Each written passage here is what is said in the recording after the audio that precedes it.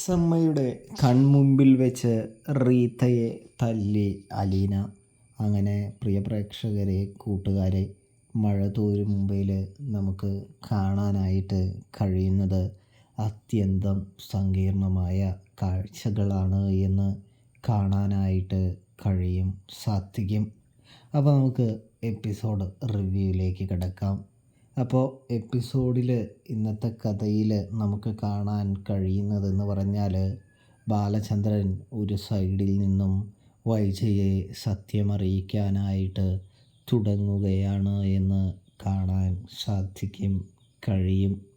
അതിൻ്റെ പ്രാരംഭഘട്ടമാണ് ഇന്നത്തെ എപ്പിസോഡിൽ കാണാനായിട്ട് സാധിക്കുക. അതായത് വൈജയന്തിയാണെങ്കിൽ ബാലചന്ദ്രൻ മദ്യപിച്ച് വരുമ്പോൾ ആവശ്യമില്ലാതെ ബാലചന്ദ്രനെ ചൊറിയുകയാണ് എന്ന് കാണാനായിട്ട് സാധിക്കും.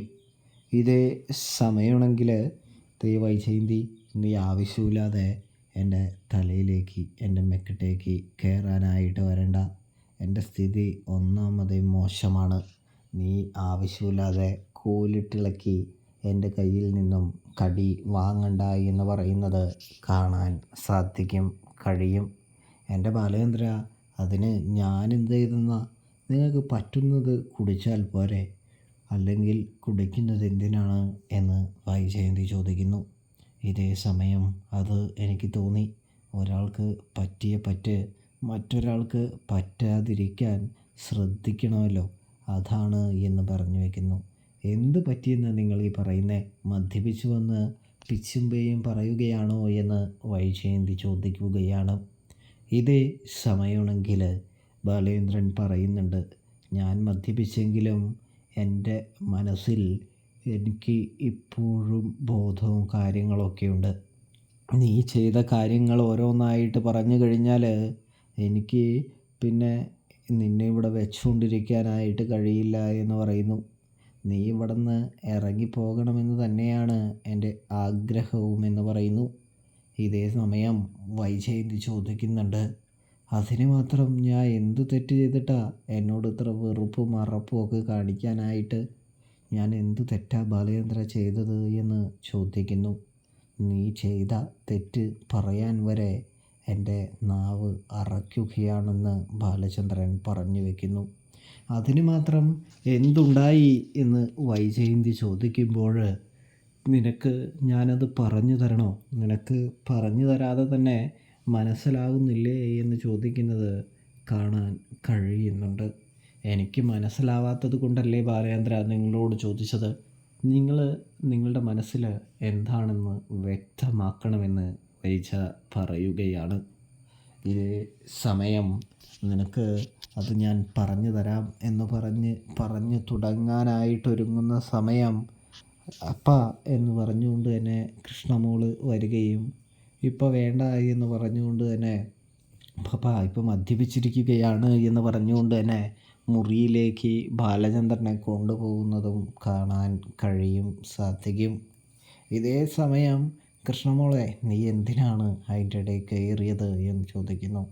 അവൾക്കിട്ട്, അവളുടെ അഹങ്കാരത്തിനിട്ട് 2 കൊടുക്കാനുണ്ടായിരുന്നു എന്ന് പറയുമ്പോൾ, അതിനിപ്പോൾ അല്ല പറയേണ്ടത്, അച്ഛൻ സ്വബോധത്തിലുള്ളപ്പോഴാണ് പറയണമെങ്കിൽ പറയേണ്ടത് എന്ന് പറയുന്നത് കാണാൻ സാധിക്കുന്നു.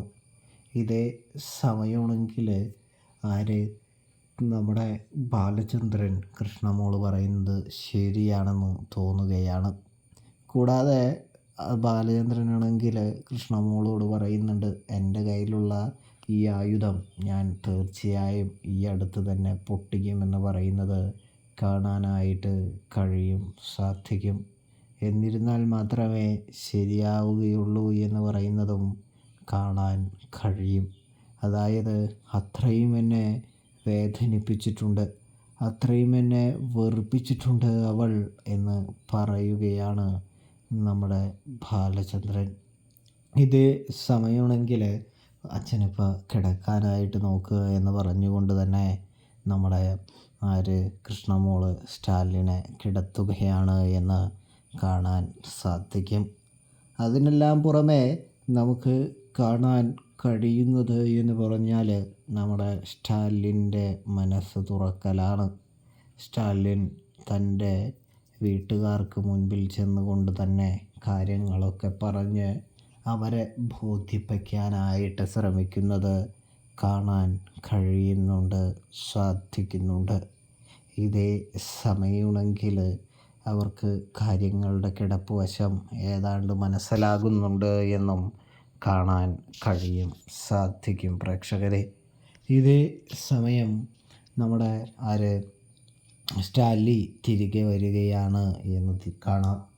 തിരികെ വരുന്ന വേളയ്ക്ക് മുമ്പ് തന്നെ അവിടെ ഒരു വലിയ പൊട്ടിത്തെറി നടക്കാനായിട്ട് പോവുകയാണ്.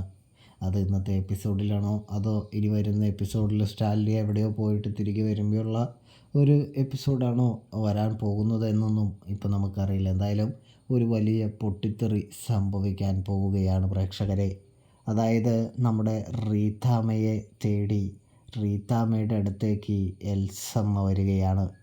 എൽസമ്മ പോയ ധ്യാനമൊക്കെ കഴിഞ്ഞ് എൽസമ്മ വന്നെത്തുമ്പോൾ എൽസമ്മയ്ക്ക് മുൻപിൽ റീത്താമ്മ തൻ്റെ കപട സ്നേഹം പുറത്തെടുക്കുന്നൊരു കാഴ്ച കാണാൻ സാധിക്കും. ആ കപട സ്നേഹത്തിന് മുൻപിൽ നമ്മുടെ എൽസമ്മ വീഴുകയും തുടർന്നാണെങ്കിൽ എൽസമ്മയാണെങ്കിൽ റീത്തയുടെ കൂടെ ചേർന്ന് അലീനയ്ക്കെതിരെ നിൽക്കുകയും ചെയ്യുകയാണ്.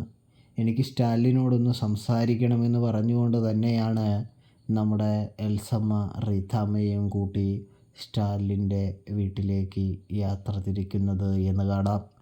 അവിടെ ചെല്ലുമ്പോൾ സ്റ്റാൻലി ഉണ്ടാകില്ല എന്നും കാണാൻ സാധിക്കും. ഇതേ സമയമാണ് അധികാരങ്ങളെല്ലാം ഇപ്പോൾ അലീനയ്ക്കാണ് എന്നുള്ള കാര്യം അവർ തിരിച്ചറിയുന്നത്.